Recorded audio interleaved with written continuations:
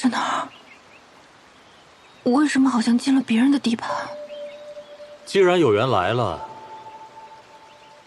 便不要急着出去了。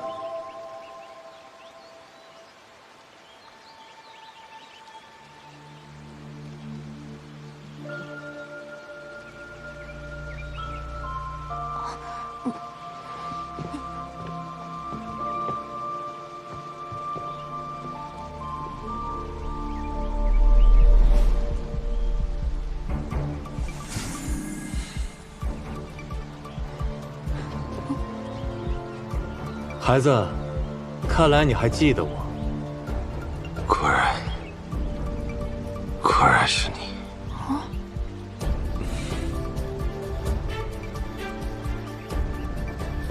你是来杀我的，还是来救我的？杀人亦或救人，都有可能。不过在那之前，我需要解开一个问题。若我没有耐心给你解答呢？这个问题不是由你来回答的。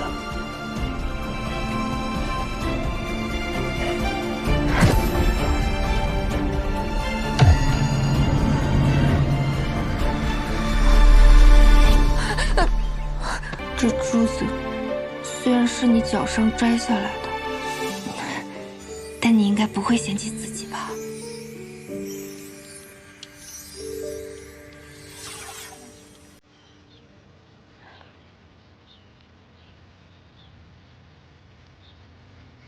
脸色好像没刚才那么差了。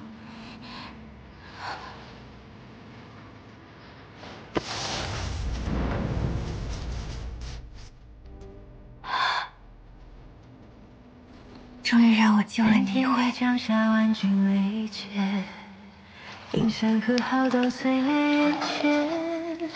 几十流光生来锦绣万千，顷刻间化成白玉指尖。当阡陌一念山河明辨，多少灵魂遁入无垠荒野。风一脉灵魂长得跟个小白脸似的，真够能忍的，也被喊过一声。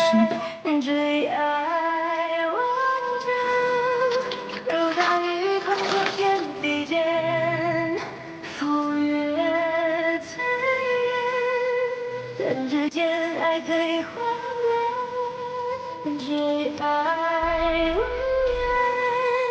言，惹不了一生之光，就算这一丝温柔不负也快醒过来了。纠缠生生世世不还。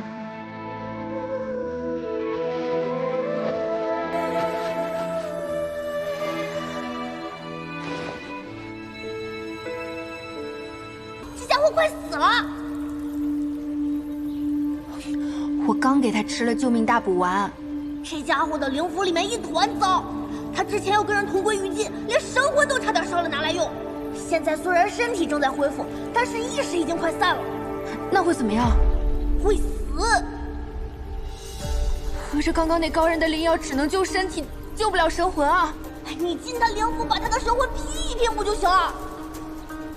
快点，快点，快点啊！你不是一直喊着要杀死司马娇吗？你有这么好心吗？你以为我想救他？我还没想到办法和他分开。他现在死了，我不就一起死了？所以你赶紧救他！你说的轻巧，司马娇修为这么高，他不敞开灵府，我怎么进去？你去试试啊！他不是很喜欢你吗？说不定你能进去呢。你从哪儿看出来他喜欢我？他心里想什么我会不知道？你不要浪费时间了，快点吧！再不抓紧，等他意识彻底消散，他可就真死了。司马堂活马医吧，我怎么进灵府啊？贴额头。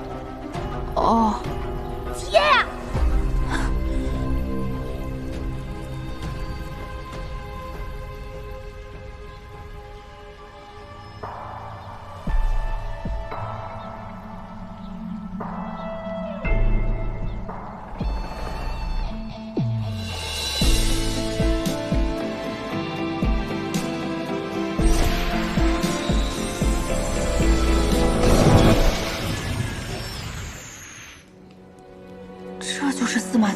服了。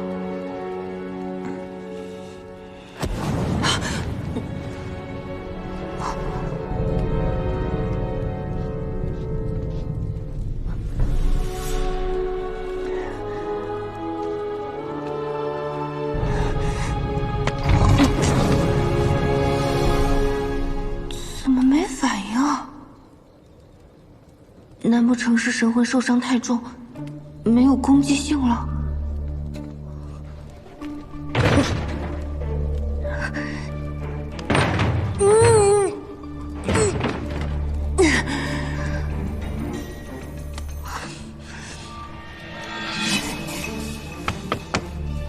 师祖，我来救你了，开个门呗。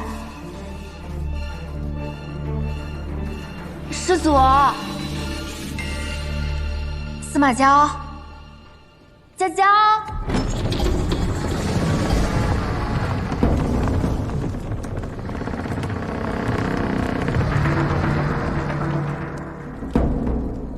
这么容易就开了？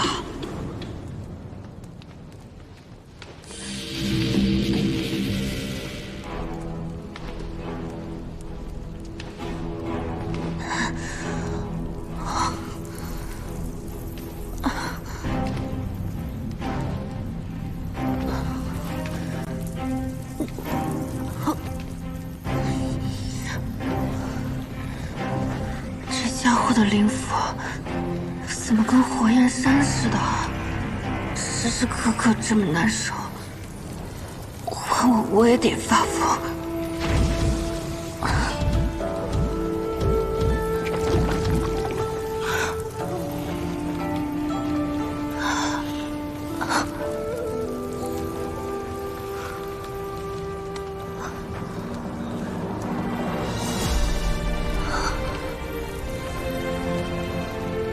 他将永生地活在灵火灼烧的痛苦之中。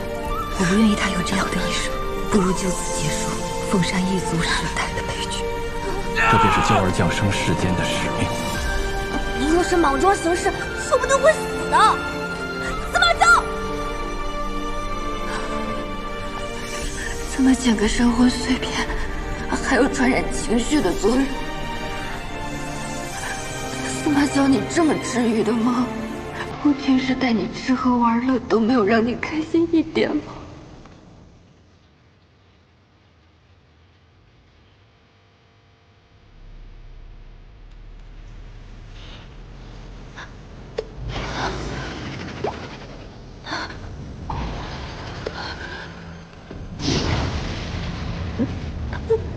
不要，不要！这是神魂内核，如果这个要是碎了，人就会彻底灰飞烟灭。不，停下！快停下！不，不要！我要怎么才能按住他？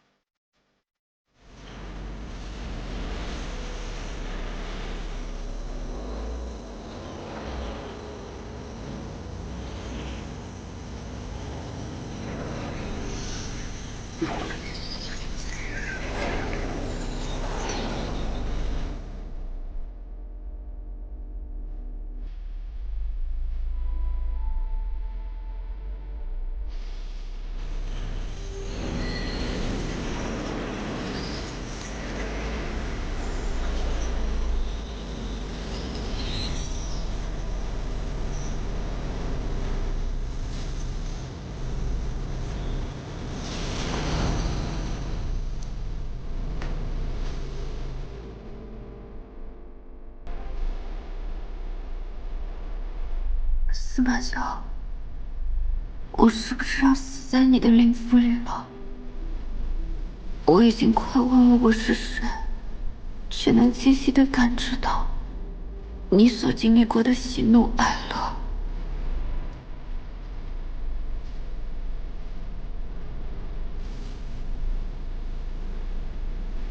我说过，只要我不让你死，你就死不了。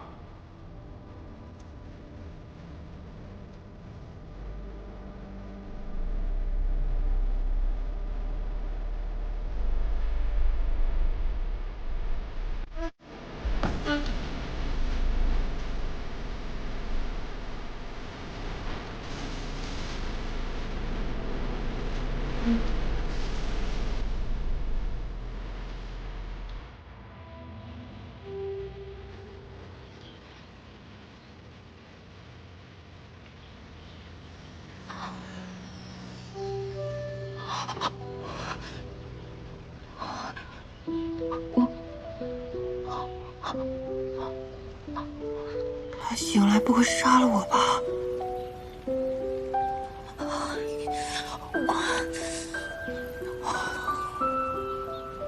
我就说你可以吧。现在他的情况稳定很多了，你再努力几次就搞定了。再努力几次，一次我都死去活来了。我以为你这么闯进去，神魂多少要受损的。现在看来，你不但没受损，还得了好处呢。你闭嘴吧，你个熊孩子！哼！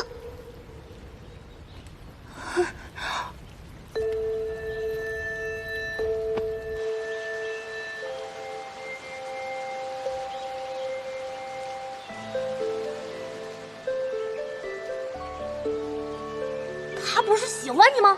说不定你能进去呢。师祖，我来救你了，开个门呗。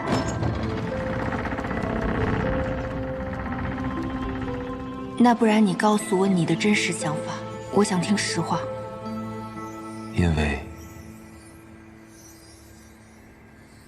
我对你珍而重之，不想让你受丝毫伤害。他说不定有那么一点点喜欢我呢。哎呀，不，太膨胀了。人生3大错觉之一就是对方肯定喜欢我，10有8九都是自作多情。清醒一点，清醒一点。对方可是活了起码500岁的老祖宗，怎么可能喜欢我的？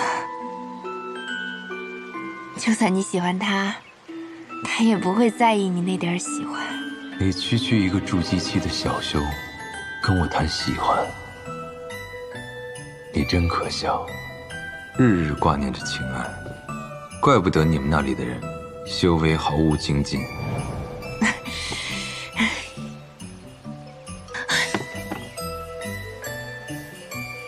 我不可能救了一半不救了吧？这半途而废的岂不是更浪费？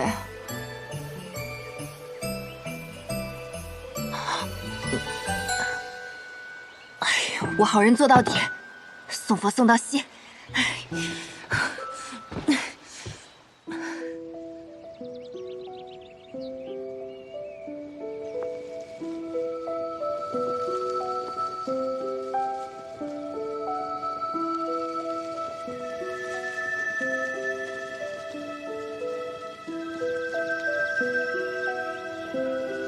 廖天言的灵符竟如此宁静舒适。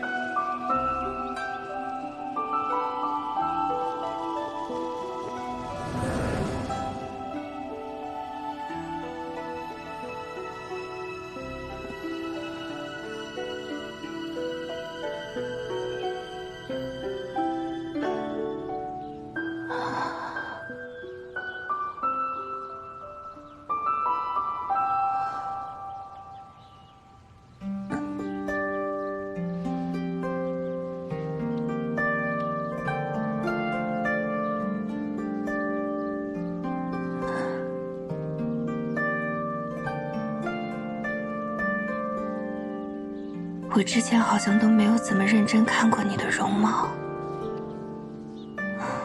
所有的印象好像都停留在第一次见面那一天。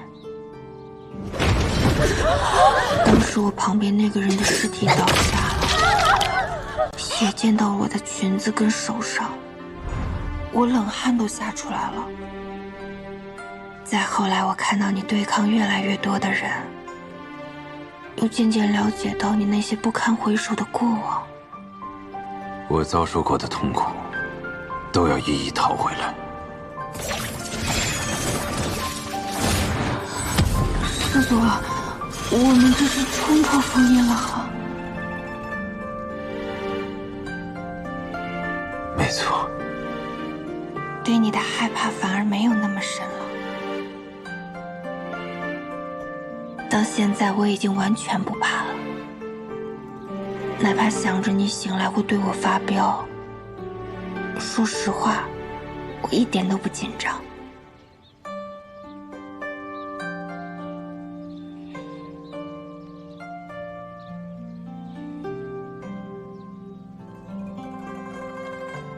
这么柔的耳垂，怎么没生成个有妇之人？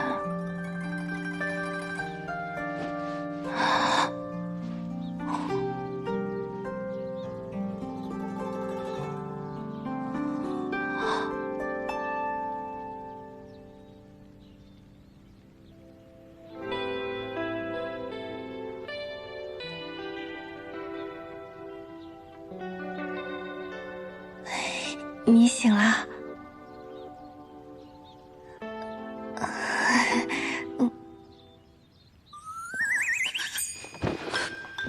目前这个问题很难跟你解释。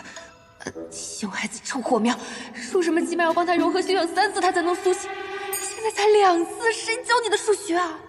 我似乎睡了一个好觉。那可能有我的功劳。你胸口的伤也快好了。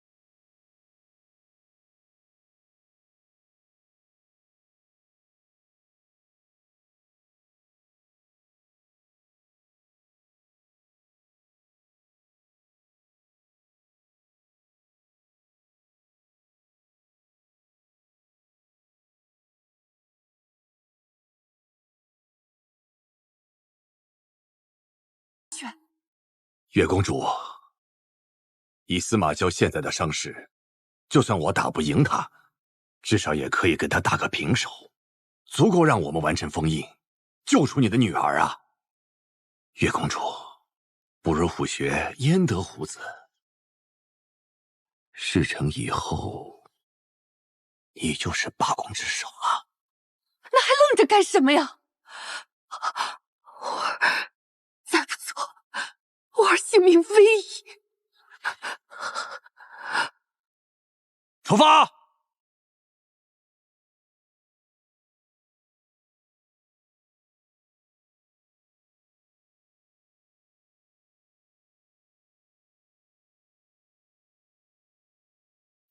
庭燕，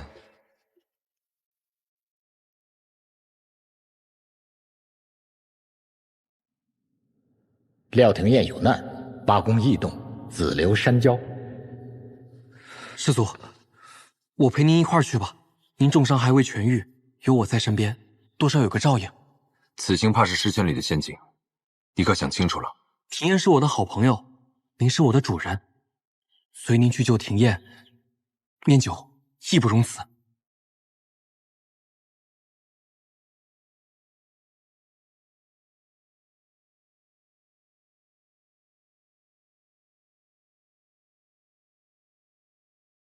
你站在那干嘛？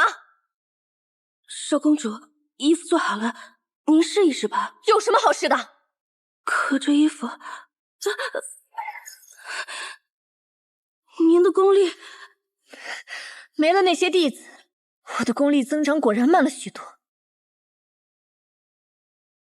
我前2天抓回来的那个化神期的丫头呢？是，还关着呢。让韩道君把她给我带过来。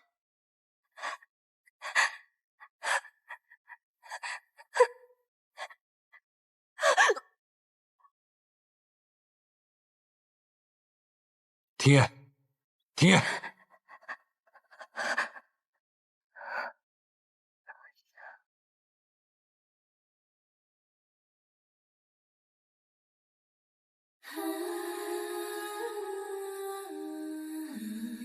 庭烨，疼吗？还行。你撒谎。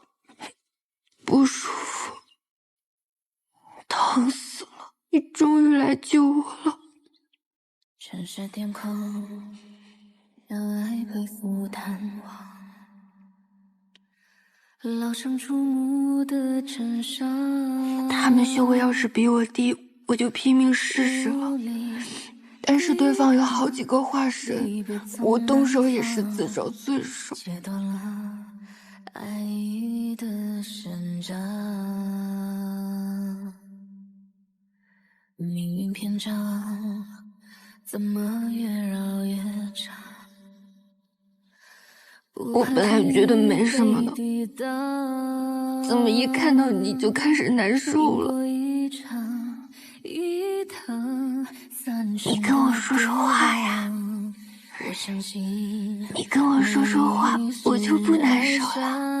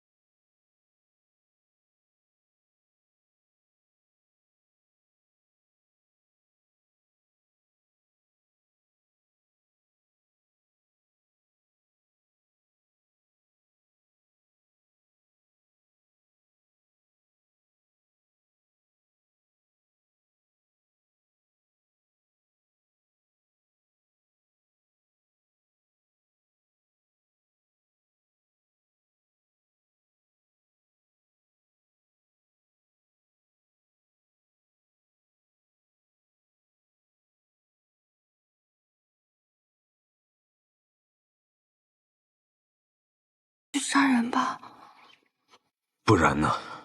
月初回毕竟是月之宫的少公主，你这样会被发现的。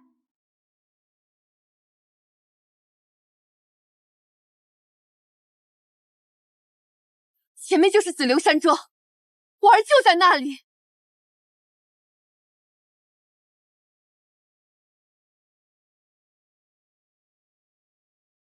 这么快啊！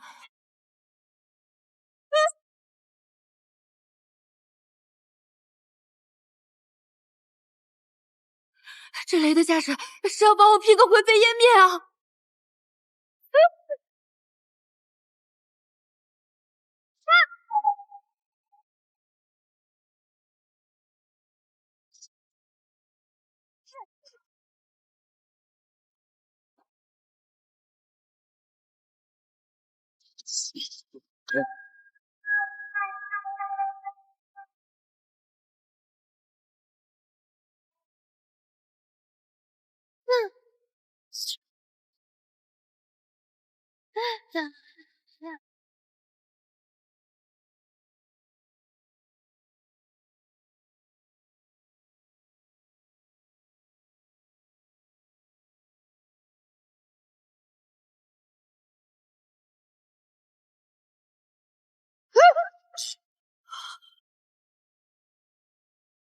这不是49天劫，这是99天劫啊！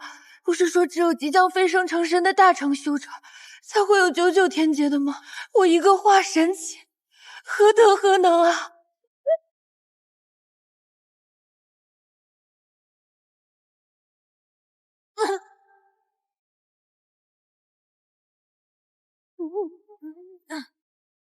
这里哪里是渡劫啊？明明是要劈死我！我不会成为第一个被雷劈死的化身修者吧？如果我在这儿被劈成了碎渣，那人的脸一定被打得很疼。我还是再挣扎一下吧。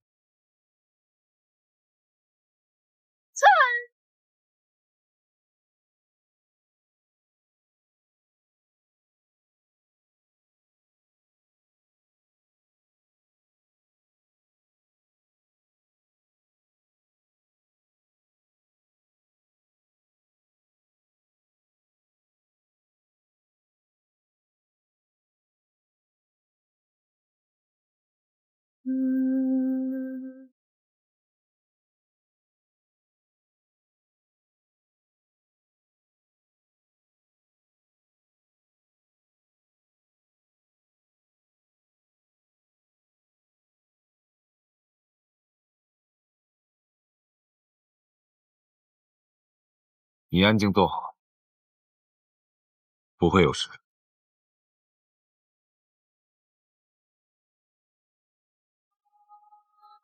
面对命运翻涌，那世界绿化的明晨光生刺线和痛。灵魂浩瀚无边的星河，让苦考越万里的苍穹，带你踏破脚下堆积，人气陨落，虚妄的坎坷，震动悄无声息的魂魄，秒针驱散无声的悲歌，相遇若从来都是无尽变则，与你如何？有一晃如绳索，缠绕岁岁年年的寂寞。从我刹那定格，此生不会对错，就为你涅槃住守候。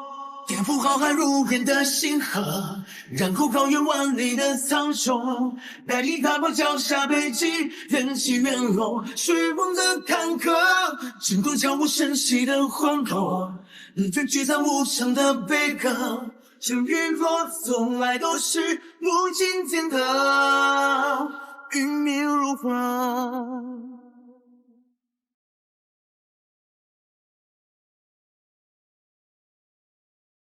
众生是渺小的，不用被愚弄，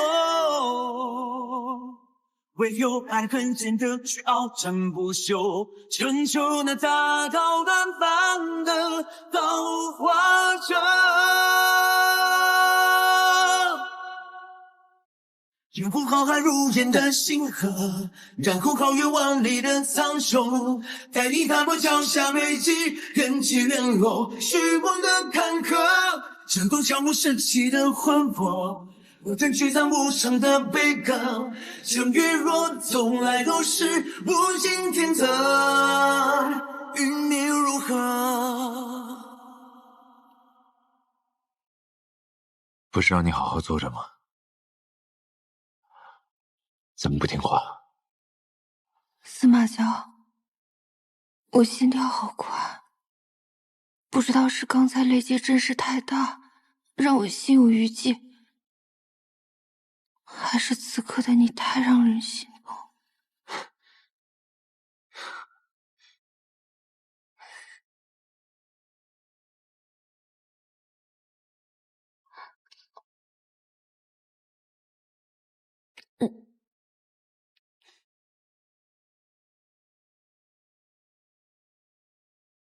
追去，追的是停下，速速！为何听不清？难不成父亲那边出事了？少主，出了何事？父亲那边恐生变故，我们现在立刻赶往五峰山。走，是。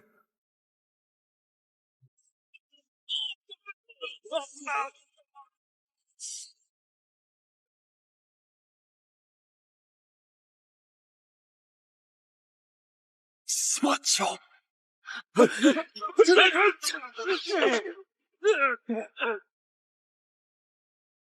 带我去找那簇灵火。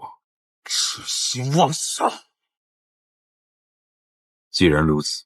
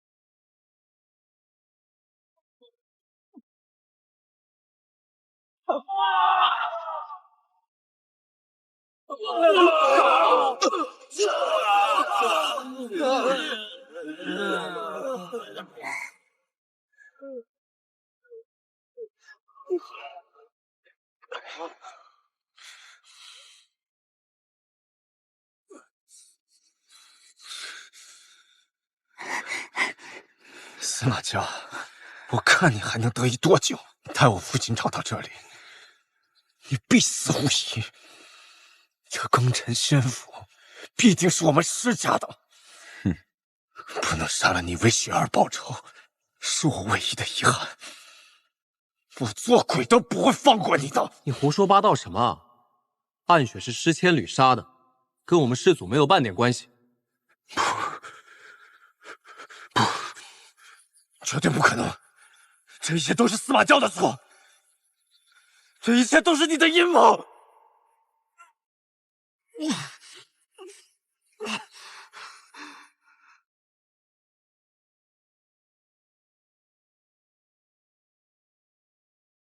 刚养好一点，又流血了。无妨，方才你做得很好，既然动手了，更应该练一练。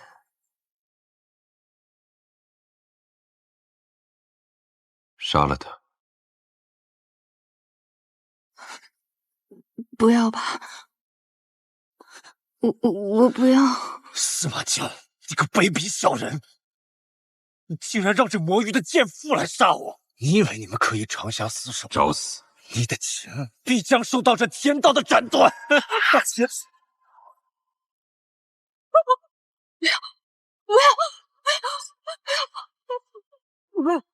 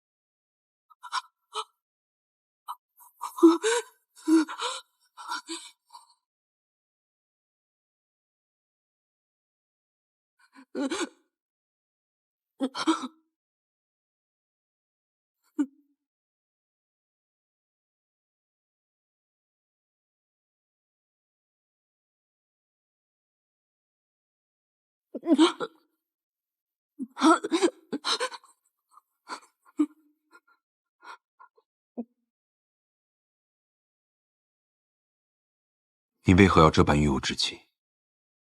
我说了你也不理解。我的确不解，那施真须对我们心存杀意，又那般羞辱你，我才要你亲自动手。我知道你生在一个不杀人便会被人杀的环境中，我能理解你，但我也想坚持不到绝境不杀人，这不行吗？庭砚，我现在不想跟你说话。那你想如何？我从来没有阻止或者强迫过你做任何事，所以你不能这样对我。可对于我而言，从来只有想做和不想做，没有不能做。对我而言，杀人。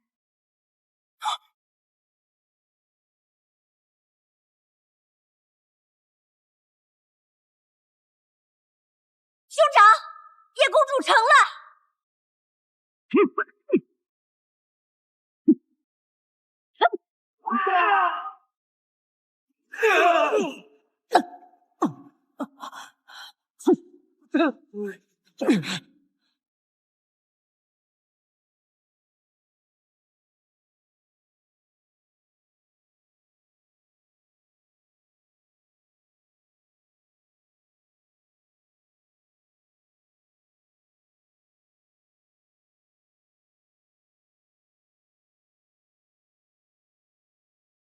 不，不，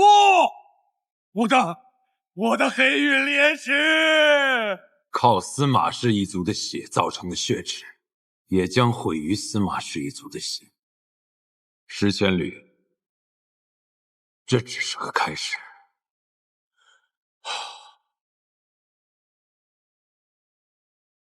你想干什么？你听。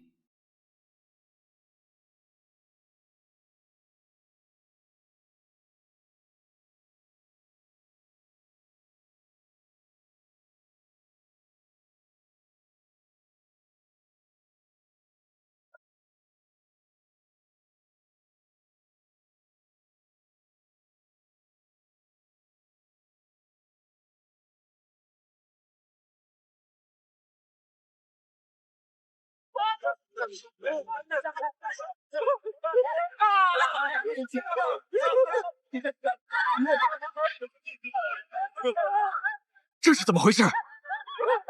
是灵脉在燃烧，灭之功弟子，速速远离灵脉！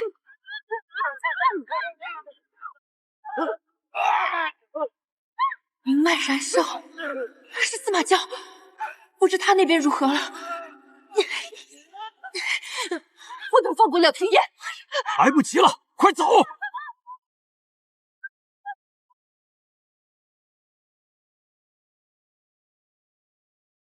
你们施氏一族所在的灵山、祭神庙、祖墓，你的掌门太玄峰，都会变成一片火海。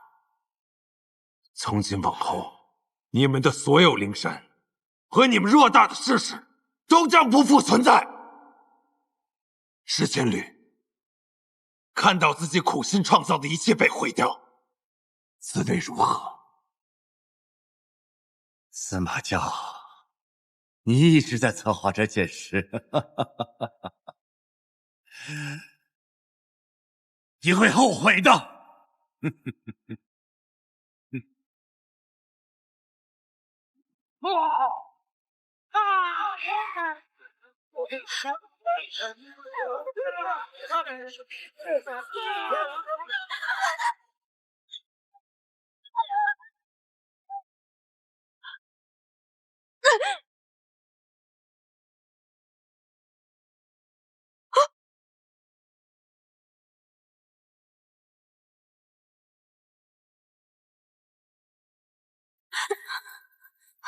廷烨，来，你快走！你为何还要救我？我说过我不愿伤害你，快走，一起走！不行，石千缕为了逼迫我，将我的族人逼来此处，我得和他们在一起。啊，小心！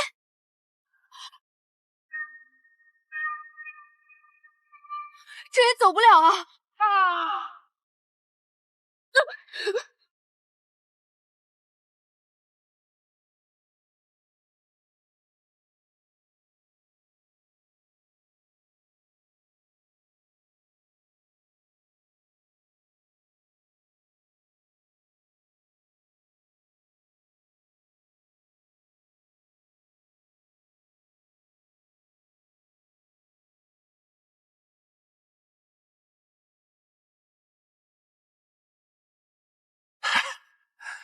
苏家，你以为你赢了？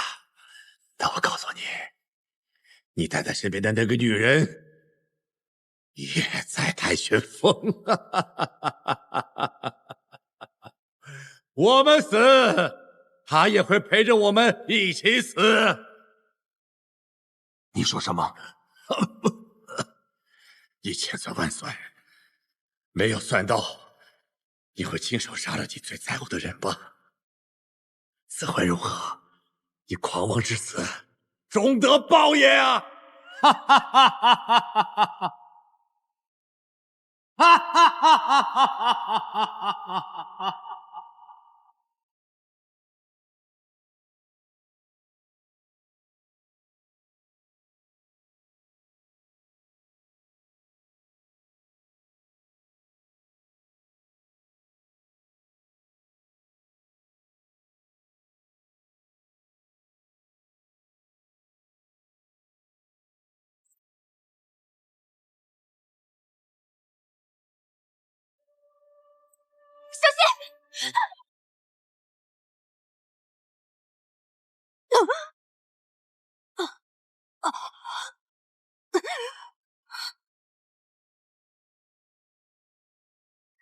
司马家，这一次我不能等你回家了。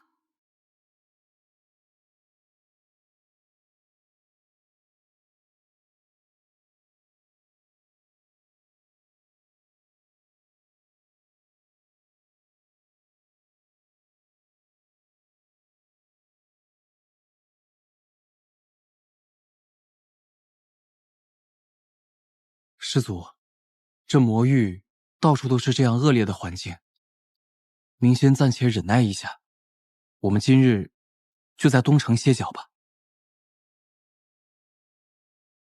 成功啦！这是我用师祖您帮我提升的修为变出来的，如何啊？我为你提升修为，你就拿来做这些，这能让你开心啊，不好吗？师祖，我想庭燕应该也不想看到您这样伤心难过的样子。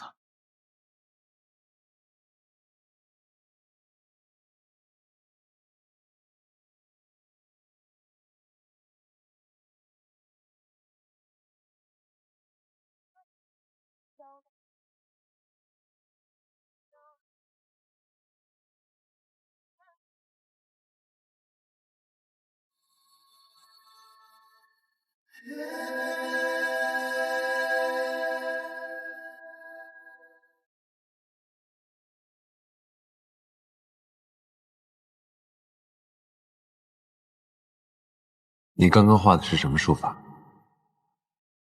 这个叫颜文字，我的专属密码，可爱吧？庭燕，他没有死。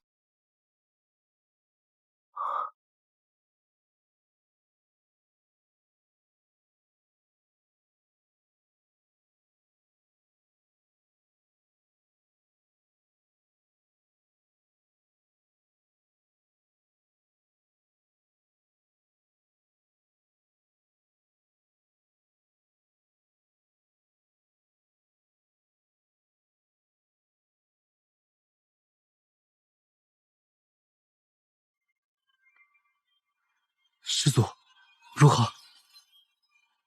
为何感受不到他的踪迹？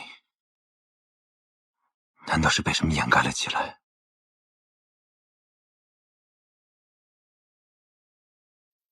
你跟了我多少年？啊？怎么算也有400年了吧？那也是时候该自立门户了。择日不如撞日。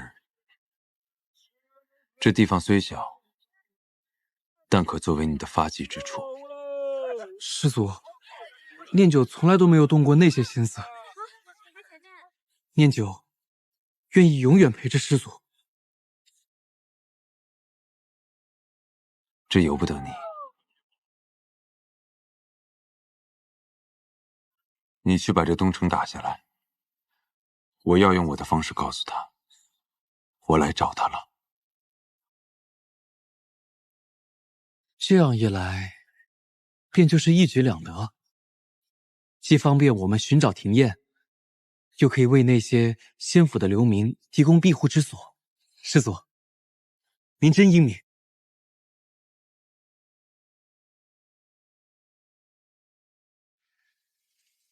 师祖，我们已经在魔域攻下了4城，明日是否还继续？当然，鹤仙城是东南一带的中转之地。念九明白了，正因如此，所以应该会有不少的仙府之人藏身于鹤仙城。弟子明日就通知下去，明日即刻出发，务必大张旗鼓。那是自然。不过，师祖，您说我们都已经攻下了这么多城了，庭院那边为什么还是没有消息？或许他是被什么事情牵绊住了。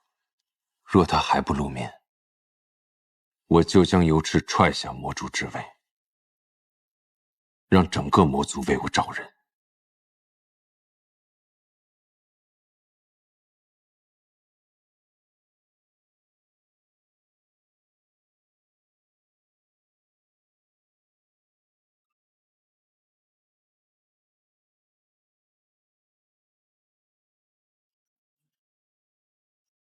魔龙，城主竟然是魔灵，太他妈的威力了！老子真是没跟错人。久闻东城主我紫藏道君大名，听闻魔域多城在2位接管后皆安宁无虞，纷争平息。鹤仙城城主鹤叟愿携全体魔将效忠2位。打开城门！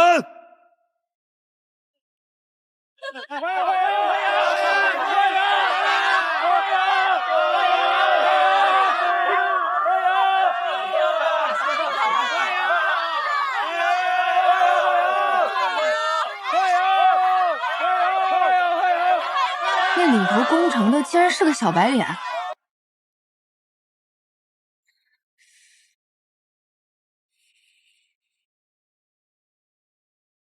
又去谁家宝库打劫啦？来，快把这个吃了。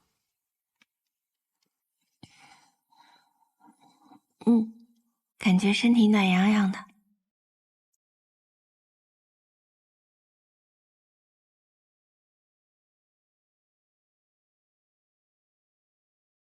你看，你的伤口愈合的还不错。可是我还有好多内伤呢。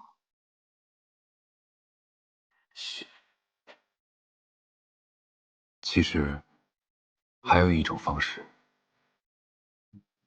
可以让你的伤势恢复得更快，就像当初你治好我那样。你说的神教啊？不止这些。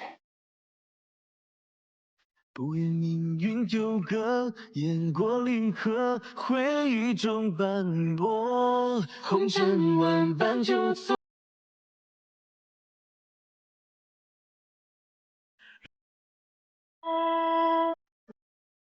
把是魂都幻灭。别问远或近，定愿整夜，想照亮你梦。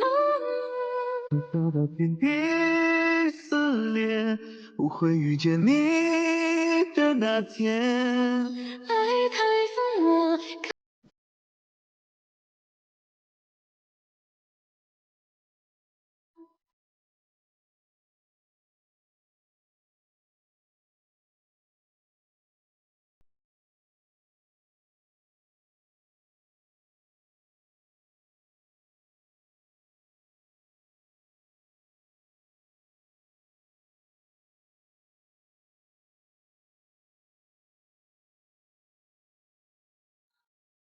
你在做什么？我要被烧死了！这就是我日日夜夜在承受的灼烧之痛。那是你无痕风雨里。无人听，寂寞中有万千星，化作烟火飘零。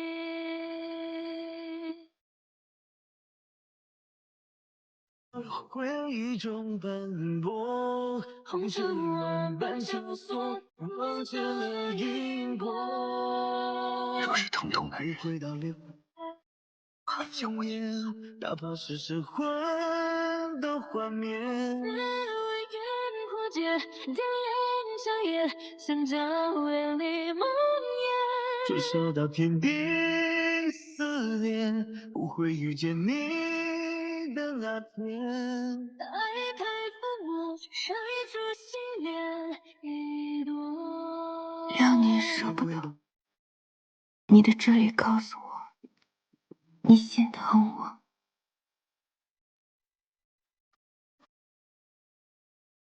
当连理梦魇，追烧到天地撕裂，不会遇见你的那天。爱太抚摸，开出心莲一朵。爱太疯魔。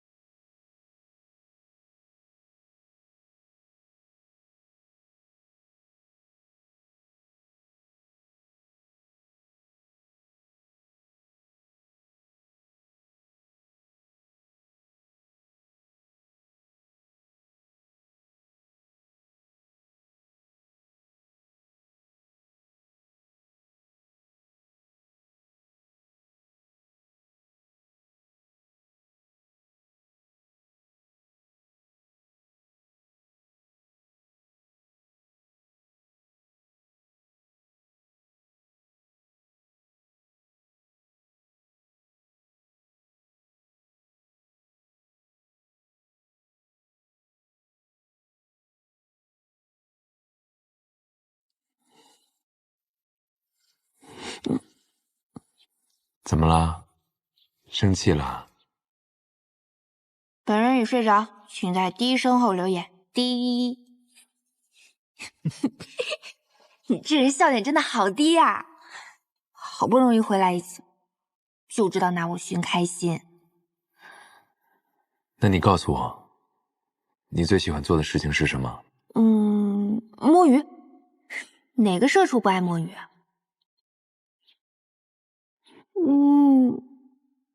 不知道是什么意思吧？谁说我不知道？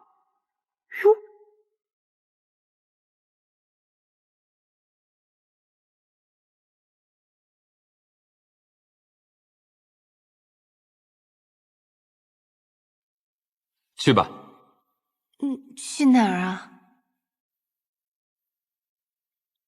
不是你说想摸鱼的吗？费这么大劲儿来摸鱼，我不去。为何？这里的鱼是最好的。下水抓鱼这种劳心劳力的事儿，我不干。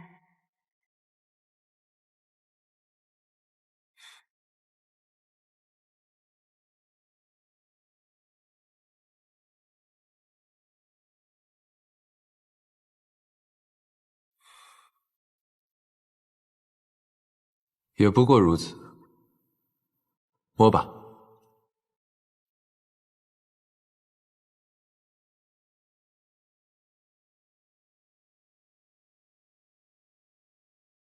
也不过如此。摸吧。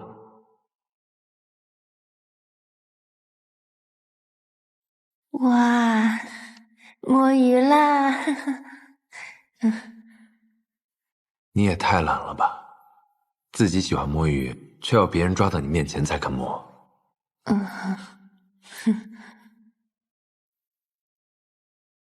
这片湖名为云空镜，这个就是运灵飞鱼。它们吃的食物都是用最精纯的灵气汇聚成小颗粒的。这么金贵，那这鱼我可摸不起。我们赶紧把它放回去吧。可我听说，这冰蓝鱼能美容养颜。那得摸。等你摸完以后，这鱼还能烤着吃掉。在别人的地盘摸鱼是不是不太好啊？不过有师祖你撑腰的话，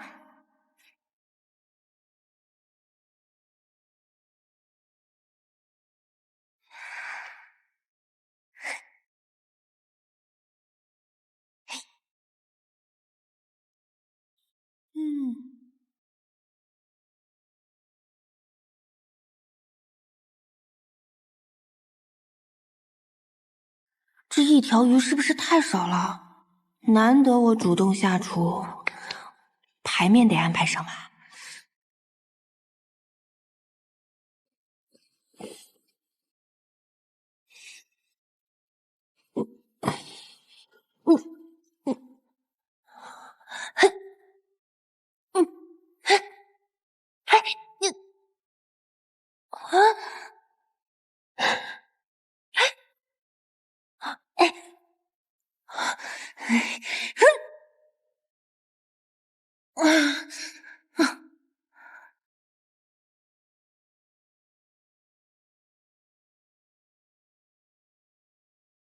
怎么就你能抓到那些鱼？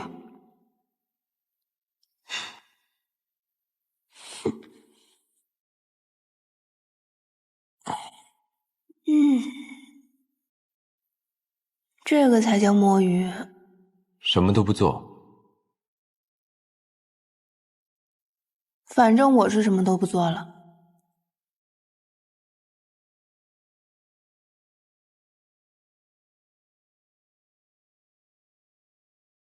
谁能给我抓到好多鱼，就是世界上最好的男人。我超喜欢、超崇拜的。会抓鱼的男人也太帅了吧，好让人有安全感。能抓到的都是超绝厉害。别废话了。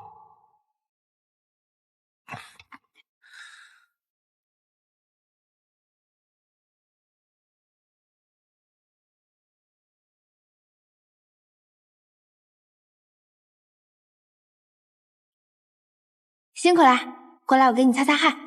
这点小事还不至于让我出汗。来嘛。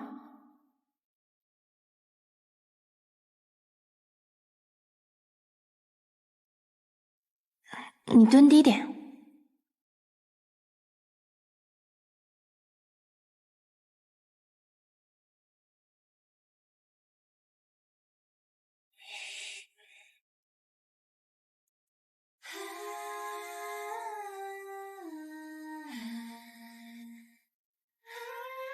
这些鱼别都烤了，给我熬个汤吧。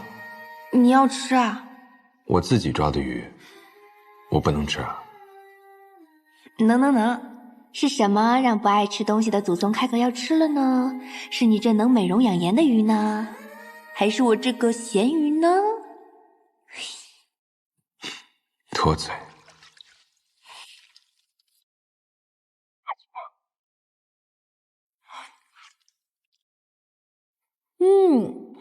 人间美味，不对，仙界珍馐。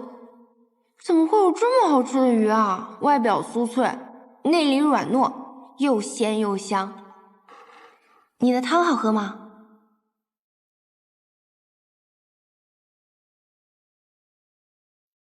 你自己尝。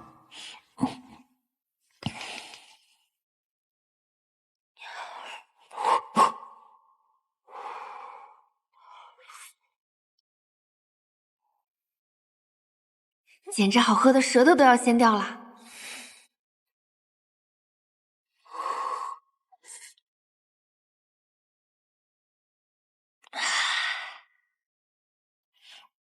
好喝。它应该登上舌尖上的仙府，能让不爱吃东西的祖宗都觉得好吃。原来是因为这里的食材真的很好，我随便这么一搞都这么好吃。明日我要继续出门，用你的话说，就是搞事业。此行需费些时，你要是有任何想带的，随时跟我说。你放心吧，我还有你给我的流光镜，你安心去搞事业吧。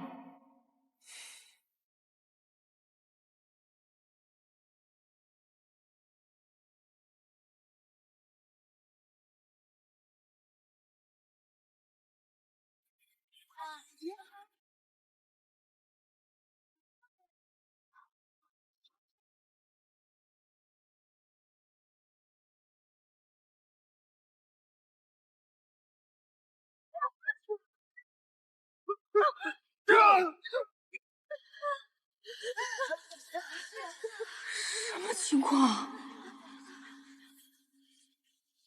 师祖息怒啊！师祖息怒。带我出来，你们都得死！不是，咱们这真的是一个正道的老祖宗吗？而不是魔域的。此葬道君的刺，不是慈祥的刺吧？500年过去了，师祖竟然变得更加残暴了，这可如何是好？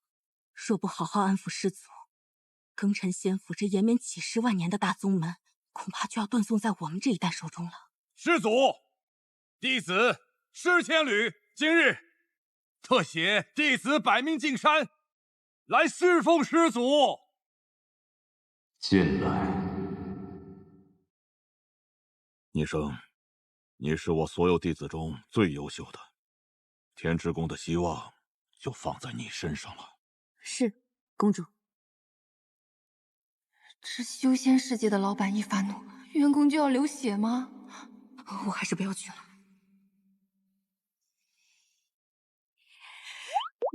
嗨，出发。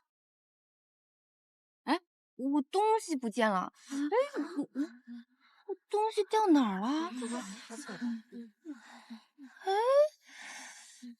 哎，什么东西丢了？我帮你找啊。太客气了，我自己找就好哈。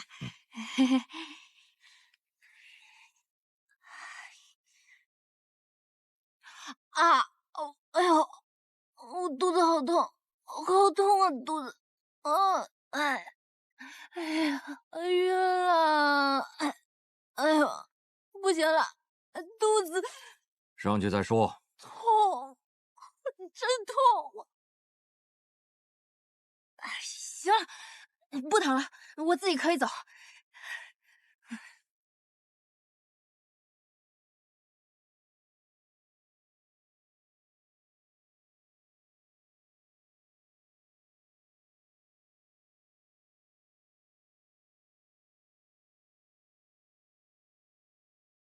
这祖宗的修炼环境这么恶劣的吗？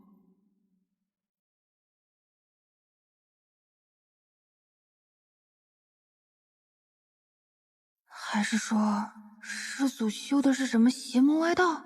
师姑，这里有些吓人，我们还要往前走吗？公主进山之前交代过，这山中有结界，如果贸然离开的话，不仅会惹怒师祖，而且会被结界吞噬。你要是嫌活得太长，就先逃吧。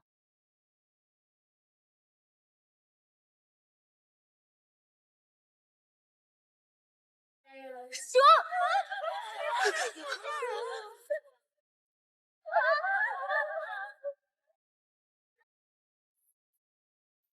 前辈且慢。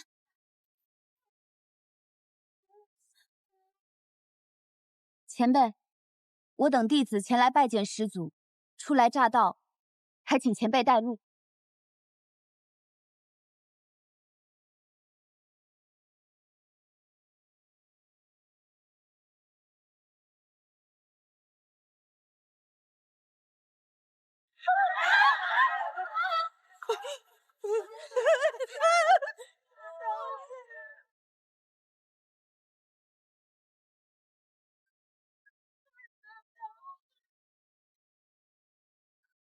跟上。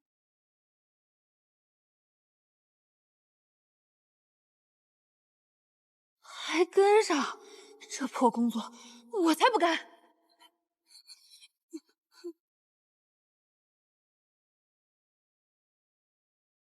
胆子真大。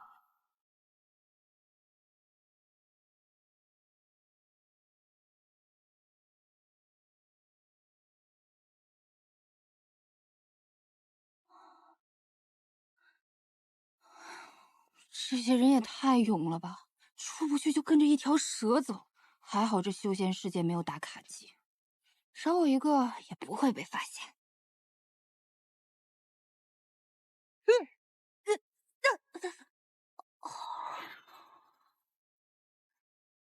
啥呀？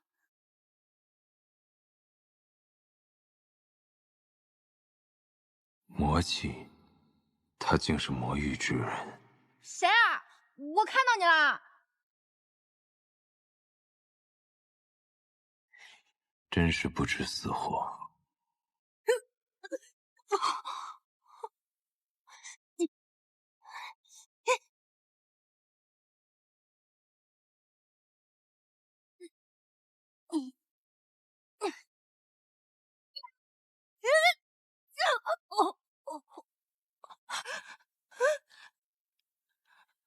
太邪门了，还是回去吧。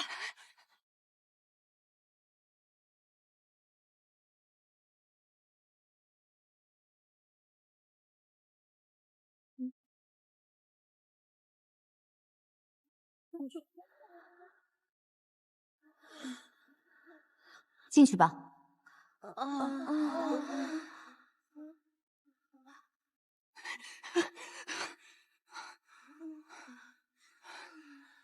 恐怖片里最早死的都是落单的人，我还是跟着大部队走吧。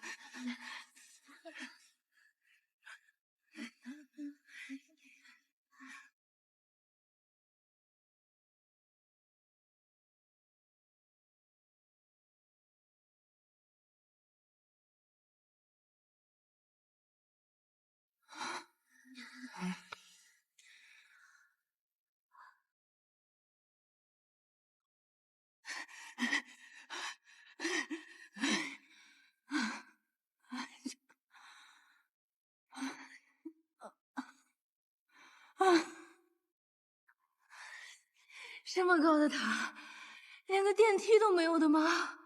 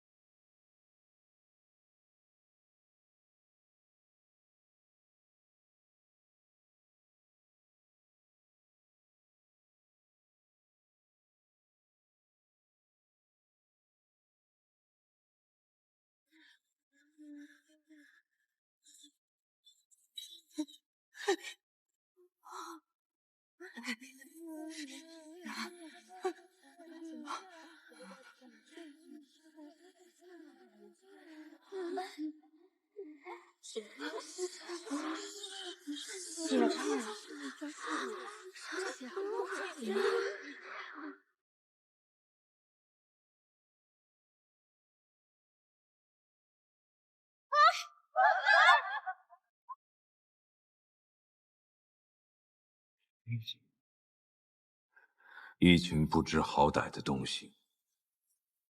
参见师祖。参见师祖。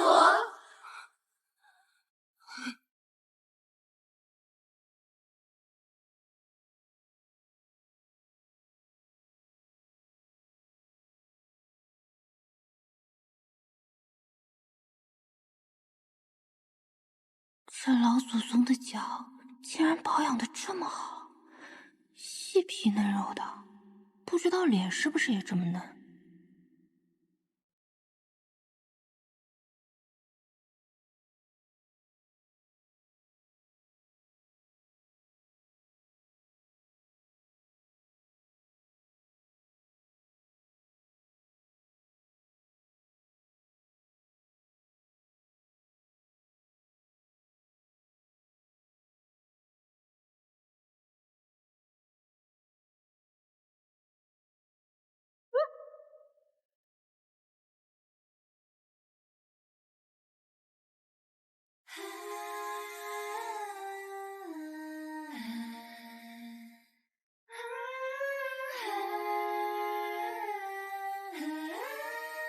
这几百多岁的祖宗，竟然是个小白脸。